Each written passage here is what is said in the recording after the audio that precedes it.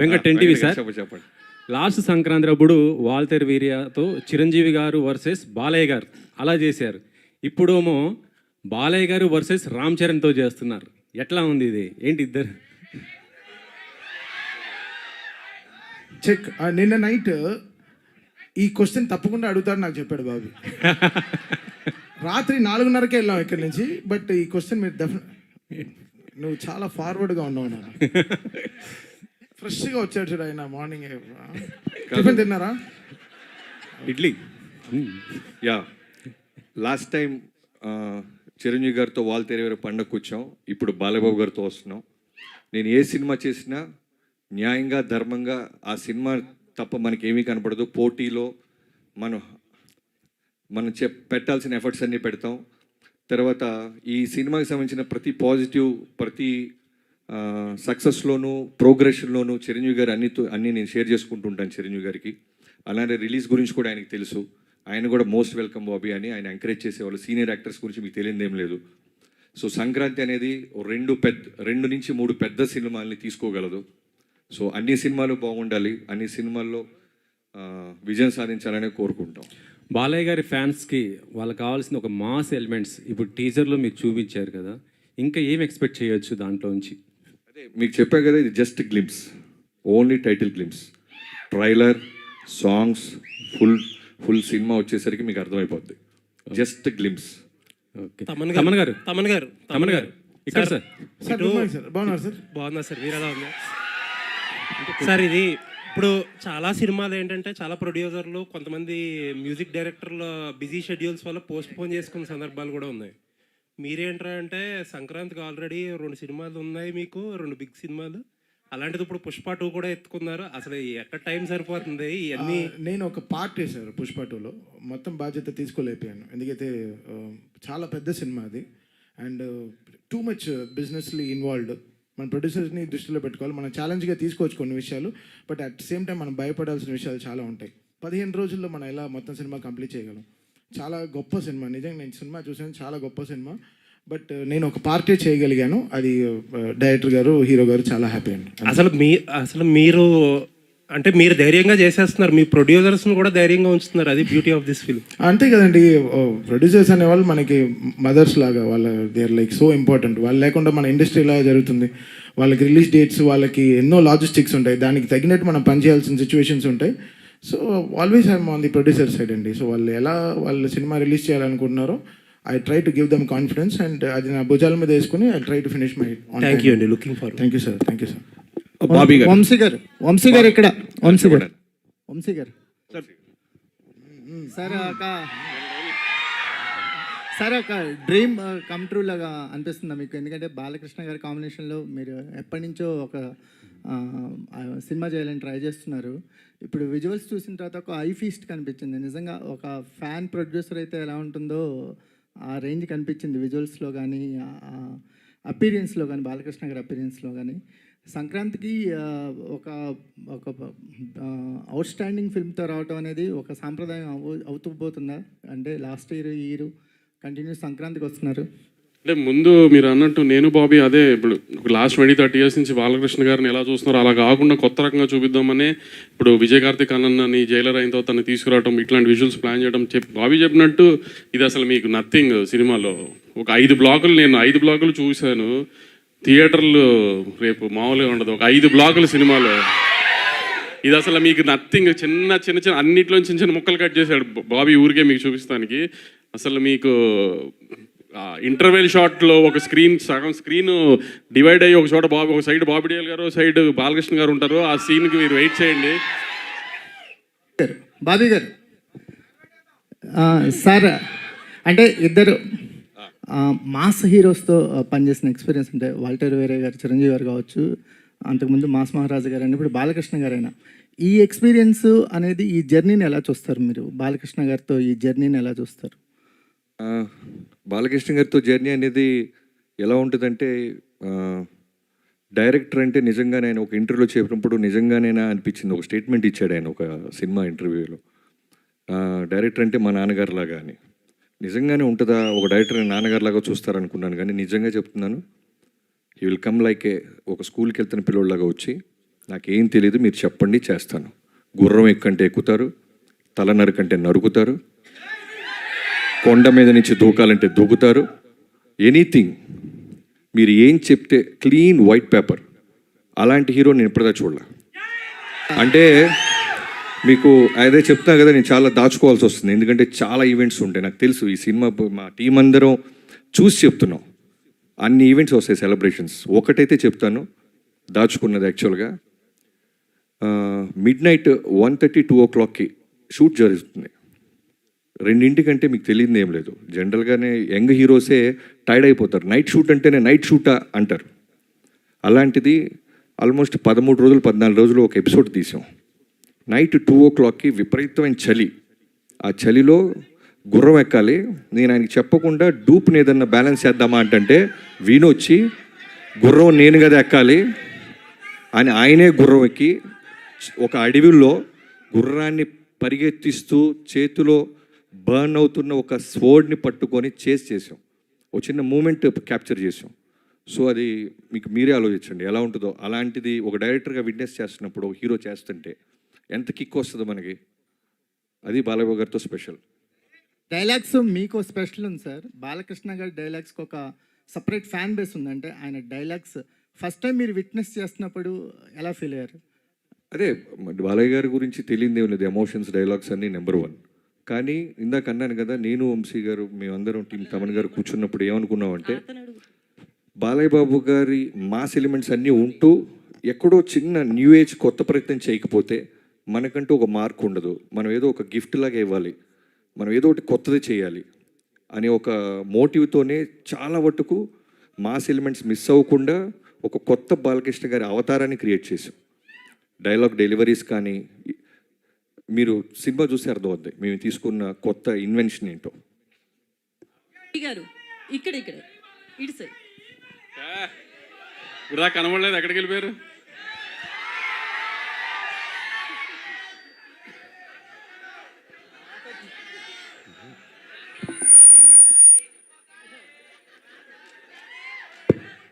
ఇక్కడ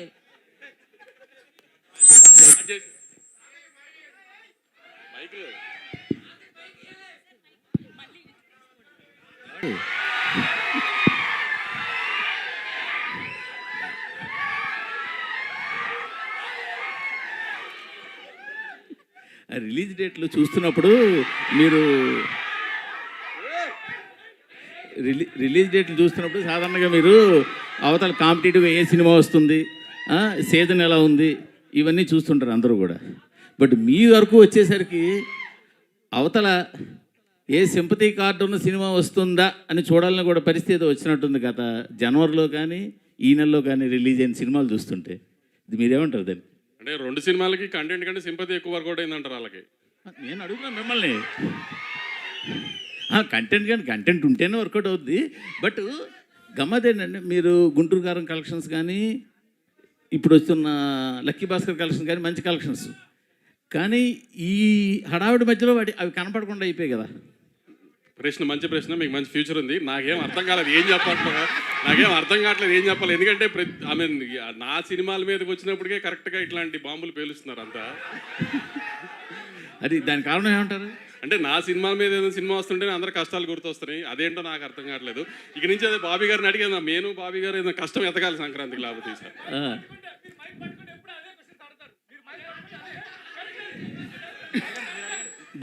బాబీ గారు తమన్ గారు ఇప్పుడు అందరి మీద మీ దృష్టి ఉంది, మీ మీదే ఉంది అందరి దృష్టి. అందరి దృష్టి మీ మీదే ఉంది. ఎలాంటి అవుట్పుట్ దృష్టి ఉందో లేదో మీ దృష్టి అయితే ఉంది. చెప్పండి, ఎలాంటి అవుట్పుట్ రాబోతుంది మీ దగ్గర నుంచి? బాబీ చాలా గొప్ప సినిమా తీశారు. నేను నా 5వ సినిమా బాలయ్య గారితో. నేను పుష్ప 2లో నేను అది వినలేదు. మీరు ఏదో పొంగల్ ఏదో తిన్నట్టున్నారు, మింగేస్తున్నారు. అవునా, లేట్గా వచ్చారు. బ్రేక్ఫాస్ట్ వెళ్దామా? అది కాదు సార్, లేదు సార్. పుష్ప 2 నేను ఆల్రెడీ చెప్పాను. I'm just 1 part of the film sir. చాలా మ్యూజిక్ డైరెక్టర్స్ కూడా వర్క్ చేస్తున్నారు. I'm just 1 part. But output అయితే అదిరిపోయింది. సినిమా ఇది మామూలుగా లేదు. సో నేను సినిమా చూసాను, ఎడిటింగ్ రూమ్లో నేను చూసిన ఒక సినిమాలో ఇంత హై ఇచ్చింది పుష్ప 2 నాకు చాలా హై ఇచ్చింది. నేను చాలా ట్రూగా ఉన్నాను. నా వల్ల చేయగలిగింది చేశాను సార్, అంతే. బాబీ గారు, డైరెక్టర్ బాబీ గారు సార్, విజువల్స్ ఆయన ఇప్పుడే తినే వచ్చాడు బ్రో, కొంచెం అరిగించుకోండి. విజువల్స్ చాలా బాగున్నాయి, సూపర్గా ఉన్నాయి. మీరు చెప్పిన దాంట్లో చూస్తే మొత్తం యాక్షన్ గురించే చెప్తున్నారు, నరుకుడు కుర్రం ఎక్కడం ఇదని. దీంట్లో ఎమోషన్ పార్ట్ ఎంతవరకు ఉంటుంది, ప్లస్ టైటిల్ కూడా డిఫరెంట్గా ఉంది, డాకు మహారాజ్. సో దానికి ఏమైనా జస్టిఫికేషన్ చెప్పగలరా ఇప్పుడు, లేదంటే థియేటర్లో చూడాలా? బాలకృష్ణ గారి సినిమాలో నాకు బాగా నచ్చిన సినిమాలో నరసింహనాయుడు, సమరసింహారెడ్డి, ఈ సినిమాలు ఫస్ట్ నుంచి ఆర్డర్ వైజ్ వస్తాయి. నాకు బాగా ఇష్టం, ఎన్నోసార్లు చూస్తాను, ఇప్పటికి కూడా చూస్తుంటాను. సో దాంట్లో ఎంత ఎమోషన్ బ్యూటిఫుల్గా ఉంటుందో ఆ లెవెల్లోనే దానికి మించి ఉంటుంది. చాలా బ్యూటిఫుల్ ఎమోషన్ కుదిరింది. అండ్ ఈ ప్రశ్నలన్నీ చాలా ఎర్లీ, కొంచెం ట్రైలర్ స్థాయి వచ్చిన తర్వాత మాట్లాడుకుందాం. సార్ తమన్ గారు ఇక్కడ హాయ్. బీజిఎం చాలా ఎక్స్ట్రాడినరీగా ఉంది, బీజిఎం చాలా బాగుంది. అండ్ నాగవంశి గారు రీసెంట్గా ఒక ట్వీట్ వేశారు, బాలకృష్ణ గారి సినిమాకి తమన్నా ఎందుకు ఉండాలో రేపు చూస్తారు అన్నట్టు. సో అది తెలుస్తుంది. అండ్ బాలకృష్ణ గారు అనగానే మీకు ఒక పూనకం వచ్చేస్తుంది, ఒక వైబ్ వస్తుందా? బాలకృష్ణ గారు అంటే కాదు, నేనంటే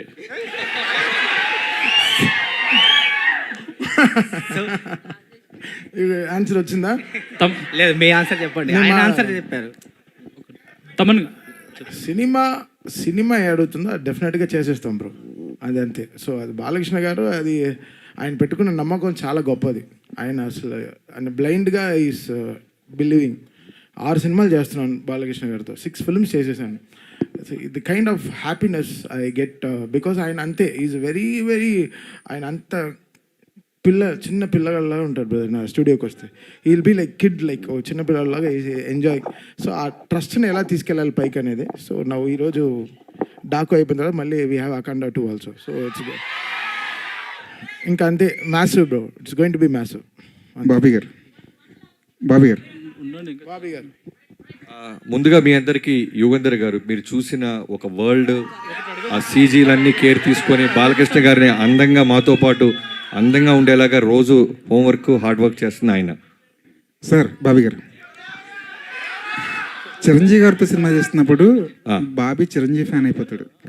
బాలకృష్ణ గారి సినిమా తీస్తున్నప్పుడు మీలో ఒక బాలకృష్ణ ఫ్యాన్ కనిపిస్తున్నాడు. ఏంటి ఆ వేరియేషన్స్ ఎలా వస్తుండే సినిమాకి? ఇప్పుడు జనరల్గా నేనే కాదండి, ఎనీ టెక్నీషియన్, ఫస్ట్ మా డైరెక్టర్ గురించి చెప్పాలంటే, మేము ఏ హీరోతో చేస్తున్నా వాళ్ళు తప్ప మాకు ఎవరు కనపడరు. ఆ హీరోనే మాకు దేవుడు, ఆ హీరోనే మాకు సర్వం. సో ప్రాణం పెట్టేస్తాం. ఈవెన్ మీరు గమనిస్తే లొకేషన్లో ఆ సినిమా అయిన జైలోకి చేస్తున్నప్పుడు తారక్ గారు, రవితేజ గారితో చేస్తున్నప్పుడు రవితేజ గారు, ఆ సినిమాకి మేము ఏం పెట్టాలో అది పెట్టేస్తాం. వాళ్ళు మాకు సూపర్ హీరోస్ అంతే. వార్ ఎపిసోడ్స్కి ఎంత ప్రాధాన్యం ఉంది, ఎంత నీడి ఉంటుంది ఏంటండి? వార్ ఎపిసోడ్స్ గురించి చెప్తున్నారు కదా. వార్ ఎపిసోడ్స్ కాదు, మీరు చూసిన శాండ్ స్టామ్ అయి ఉండొచ్చు, horse episodes, not only horse, చాలా అన్ని రకాల ఫైట్స్ ఉంటాయి, అన్ని రకాల ఎమోషన్స్ ఉంటాయి దీంట్లో. అన్నీ కలిపి చెప్పాను కదా ఇందాకే, మళ్ళీ అంతకుముందు చూసిన బాలకృష్ణ గారి సినిమాలకి చాలా డిఫరెంట్గా ఒక కొత్త అవతారాన్ని చూడబోతున్నారు అంతే.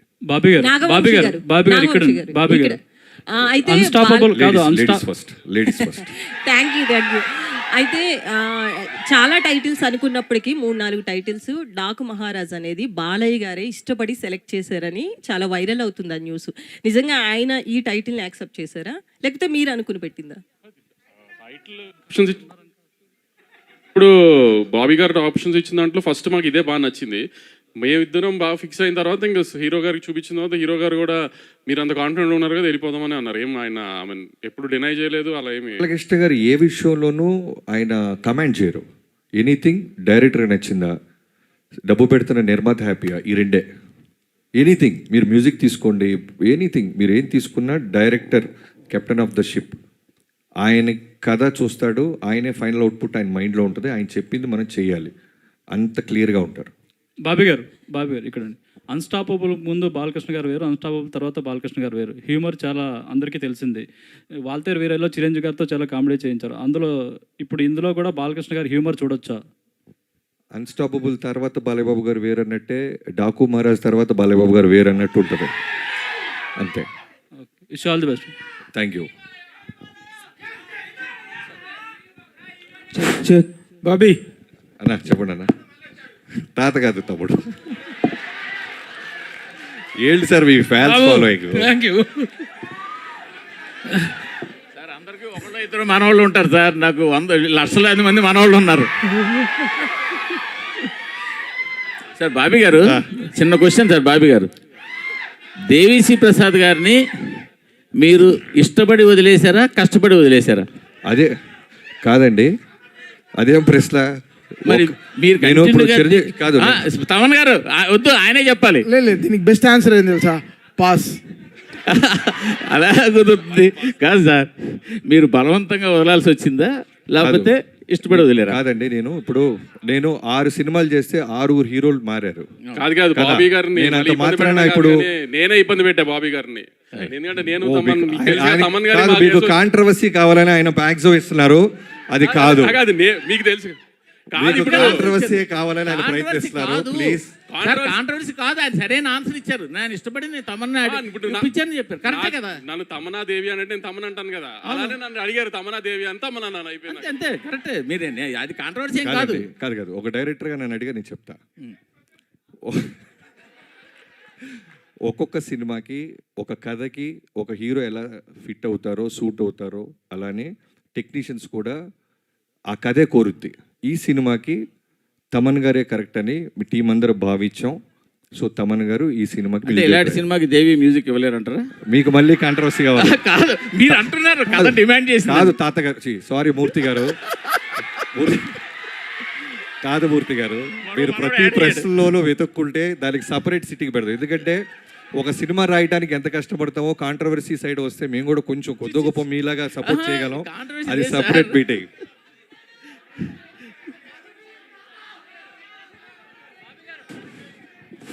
Bobby it is for you. అన్న చెప్పండి. బాలకృష్ణ గారు బాలకృష్ణ గారు మీ దగ్గరికి వచ్చేటప్పటికి చాలా tough time to A director. In the sense, ఈ మధ్యకాలంలో బాలకృష్ణ గారిది సినిమాల పరంగా కానీ, రాజకీయంగా కానీ, షో పరంగా కానీ ఒక అన్స్టాపబుల్ ఇమేజ్, ఇన్క్రెడిబుల్ ఇమేజ్ అనేటువంటిది పెరిగింది. ఇంతకుముందు బాలకృష్ణ గారికి ఇప్పుడు బాలకృష్ణ గారి ఇమేజ్లో చాలా చాలా డిఫరెన్స్ ఉంది. ఇలాంటి టైంలో అలాంటి ఒక ఫైర్ బ్రాండ్ స్టార్ని హ్యాండిల్ చేయటం అనేటువంటిది ఒక ఛాలెంజ్. ఈ పాయింట్ ఆఫ్ వ్యూలో do you have any other special attention to pay or anything else what you have special efforts పెట్టావా? అంటే ప్రభు గారు, ప్రతి సినిమాకి మీకు తెలియదు ఏం లేదు, ప్రతి సినిమాకి పెట్టాల్సిన కష్టమే. ఒక్కొక్క హీరోకి ఒక్కొక్క వోల్టేజ్ ఉంటుంది. ఇప్పుడు చిరంజీవి గారితో చేస్తున్నప్పుడు మాస్ ఫాలోయింగ్, ఆయనకి సంబంధించిన fun, humour, grace, voltage. Balebabu అనగానే బాలేబాబు గారి వోల్టేజ్ వేరు. అంటే ఇప్పుడు నేను చెప్పేది ఏంటంటే, ఈ మధ్య కాలంలో వచ్చిన వేరియేషన్ అంటే అన్స్టాపబుల్. అంతకుముందు ఒక మాస్ ఇదిగా ఐడాల్ గా ఉన్నటువంటి వ్యక్తులు ఈ మధ్య అన్స్టాపబుల్ వల్ల ఆల్ కేటగిరీస్ ఆఫ్ ఆడియన్స్ కి రీచ్ అయ్యారు. నేను జనరల్ గా మాస్ అంటే నాకు ఇష్టం, నా సినిమాలు మాస్ గానే ఉంటాయి. బట్ అన్స్టాపబుల్ తర్వాత నేను అన్నాను, మీరు విన్నారో లేదో, న్యూ ఏజ్ ఆడియన్స్, కుర్రోళ్ళు, కాలేజీ కుర్రోళ్ళు, పబ్బుల్లో కుర్రోళ్ళు, స్కూల్స్లో. సో ఆయనకి బాలయ్యబాబు గారు అంటే ఒక సూపర్ హీరో అయిపోయారు ఇప్పుడు. సో వాళ్ళందరికీ నచ్చే మాస్ ఎలిమెంట్స్తో ఉన్న సినిమా తీసాం. సో టఫ్ అంటే కథ మీద ఫోకస్ చేస్తే మిగతా అన్ని ఈజీ. మెయిన్ కథ మీదే మేము దృష్టి పెట్టాం, మా పనితనం అంతా అక్కడే చూపించాం. అట్లాగే ఇమేజ్తో పాటు ఒక రెస్పెక్ట్ కూడా పెరిగింది. 3 సార్లు ఎమ్మెల్యే ఆయన, హ్యాట్రిక్ కొట్టినటువంటి ఒక ఎమ్మెల్యే, బాధ్యత గల రాజకీయ నాయకుడు. ఆయన మీద డాకు మహారాజ్ అనేటువంటి టైటిల్లో ఒక చిన్న నెగిటివ్ టచ్ ఉన్న టైటిల్ అది. ఆ టైటిల్ని ఎలా జస్టిఫై అవుతుంది? ఇప్పుడు పోకిరి సినిమా ఉంది, మహేష్ బాబు గారు ఒక పోలీస్ ఆఫీసర్. అది రెస్పెక్టా, మాసా అంటే మనం ఏం చెప్తాం, సినిమా చూస్తే అర్థం అవుద్ది. పోకిరి అనేవాడు ఒక పోలీస్ ఆఫీసర్ తాట తీస్తాడని. అలానే డాకు మహారాజ్ చూసిన తర్వాత ఈ సినిమాకి డాకు మహారాజ్ అని ఎందుకు పెట్టారు, వీళ్ళు ఏం చేశారు, ఏం సాధించబోతున్నారు అనేది మీకు జస్టిఫికేషన్ రీచ్ అవుతుంది. థ్యాంక్ యూ అండి, థ్యాంక్ యూ సో మచ్. ఇందాక బాబీ గారు చెప్పినట్టు డాకు మహారాజ్కి సంబంధించి నెక్స్ట్ 2 ఫంక్షన్లకి నువ్వు రాక వదిలితే కథ చెప్పేస్తావు. నో ఫర్దర్గా ఎలాగో చాలా సెలబ్రేషన్స్ చాలా ఈవెంట్స్ ఉంటాయి కాబట్టి వాటిలో మాట్లాడుకుందాము. అయితే వన్ లాస్ట్ టైం మళ్ళీ ఒక్కసారి టీజర్ చూద్దామా? 2 సార్లు సరిపోలేదు కదా మనకి ఇక్కడ. సో ఇంకొకసారి టీజర్ ఆన్ స్క్రీన్ చూద్దాము. తమన్ గారి బ్యాక్గ్రౌండ్ మ్యూజిక్తో ఎంజాయ్ చేద్దాము. లైట్స్ ఆఫ్ చేసి టీజర్ ఇంకొకసారి ప్లే చేయండి ప్లీజ్.